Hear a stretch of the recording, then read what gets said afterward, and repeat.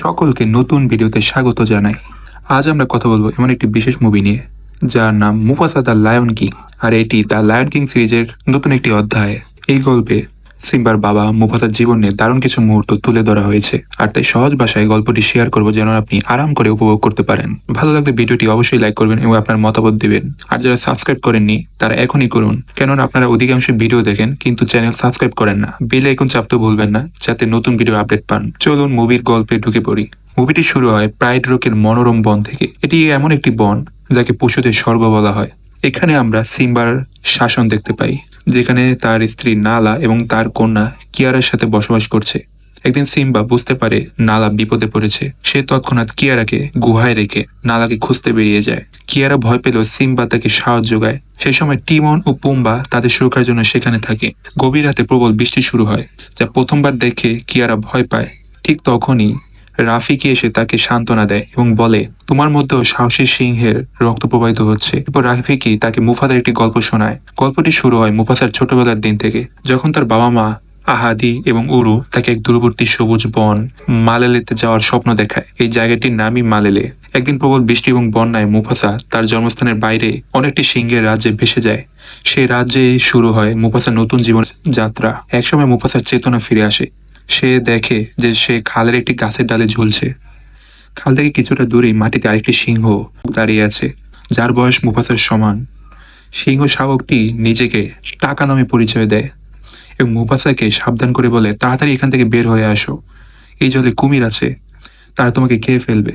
মুফাসা তার সাহস সঞ্চয় করে ডাল থেকে নেমে আসে। ঠিক তখনই দুটো ছোট কুমির তাকে আক্রমণ করতে এগিয়ে আসে এবং মুফাসাকে নিরাপদে পানি থেকে টেনে বের করে। ঠিক তখনই একটি স্ত্রী সিংহ উপস্থিত হয়। তার নাম এশা। এশা টাকাকে বকাঝকা করে বলে, তুমি জঙ্গলের রাজা ওবাসির ছেলে, তোমার এভাবে ঘোরাফেরা করা উচিত নয়।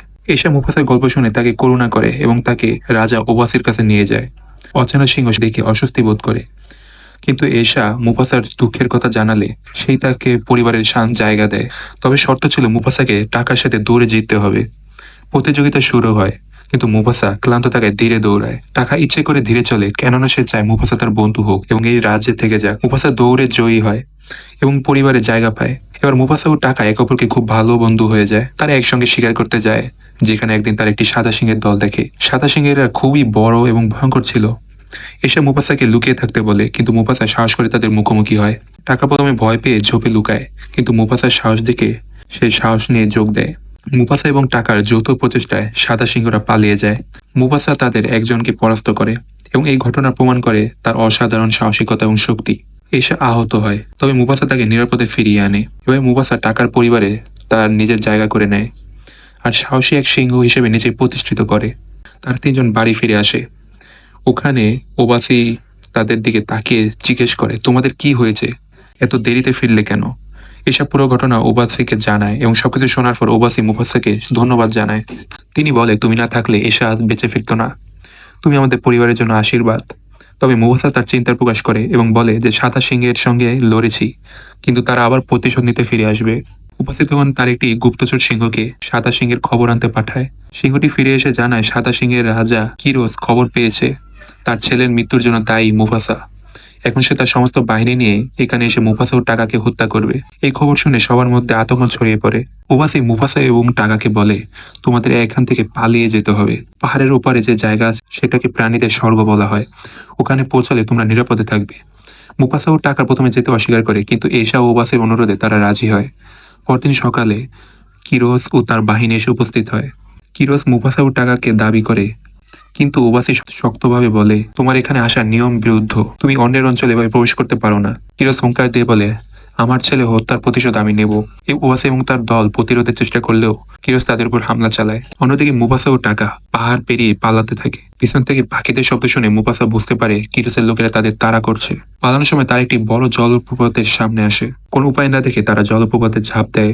কিরোস তাদের খুঁজতে লোক পাঠায়, কিন্তু মুফাসা ও টাকা দূরে একটি অজানা বনে পৌঁছে যায়। রাতে হাঁটতে হাঁটতে তারা বুঝতে পারে কেউ তাদের অনুসরণ করছে। পেছনে তারা তাকিয়ে দেখে একটি সিংহী এবং তার সঙ্গী পাখি তাদের দিকে আসছে। সিংহীর নাম কিয়ারা এবং পাখির নাম জাজু। আমিও এক রাজা সিংহের কন্যা, তবে অনেকদিন আগে আমি পরিবার থেকে বিচ্ছিন্ন হয়েছি। চারজন মিলে তখন একটি দল গঠন করে এবং তারা একসঙ্গে অজানা পথে এগিয়ে যায়।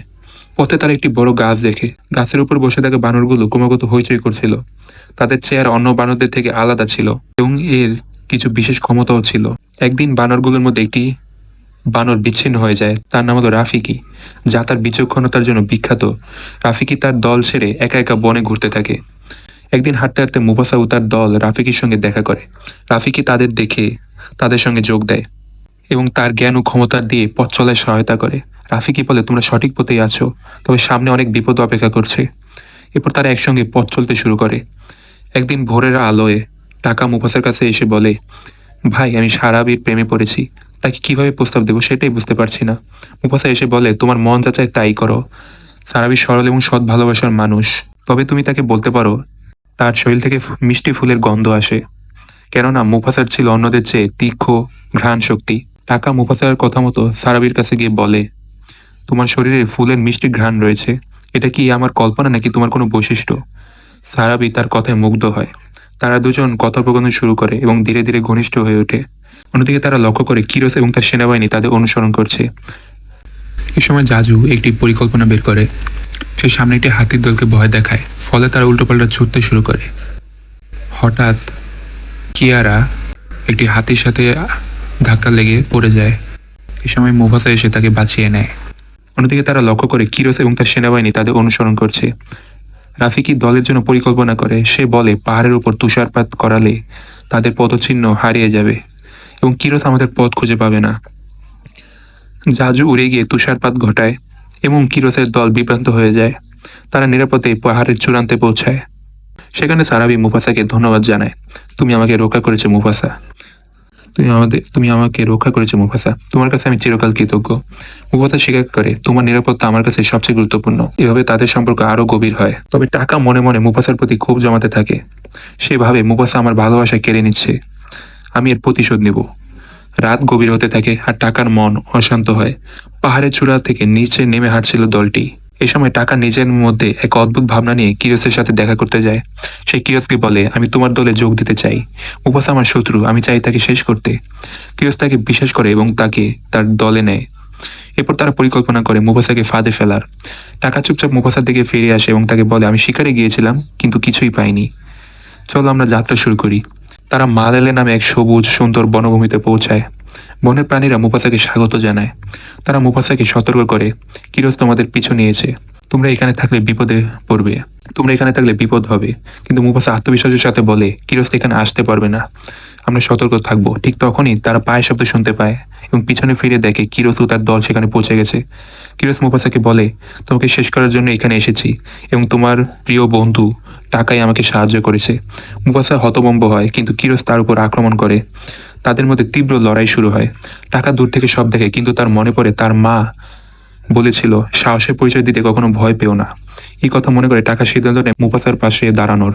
যখন কিরোস মুফাসার মুখে থাবা মারতে যায়, টাকা তার সামনে এসে আঘাত নেয়। কিরোসের থাবায় টাকার মুখে গভীর দাগ পড়ে। টাকা ও মুফাসা একসাথে কিরোসের বিরুদ্ধে লড়াই করে। তারা কিরোসকে পানিতে ফেলে দেয়, যেখানে একটি পাথর পড়ে কিরোসকে চিরতরে শেষ করে দেয়। মুফাসা মিলেলের রাষ্ট্রের রাজা হিসেবে ঘোষণা পায়। মুফাসা নিজেকে মিলেলের রাজা হিসেবে ঘোষণা করেন। সব প্রাণী তাকে সমর্থন করে, কিন্তু প্রাণীরা তার টাকার বিশ্বাসঘাতকতার কারণে তাকে সেখান থেকে বের করে দিতে চায়। কিন্তু মুফাসা বলে, টাকা আমার ভাই, সে আমার পাশে থাকবে, তবে সে আর কখনো এমন ভুল করবে না। টাকা নিজেই ঘোষণা করে, আজ থেকে আমার নাম স্কার, আমি আমার অতীতের ভুলের বোঝা নিয়েই বাঁচব। গল্প এখানেই শেষ হয়। সিম্বার মেয়ে কিয়ারা গল্পটি শুনে খুশি হয়।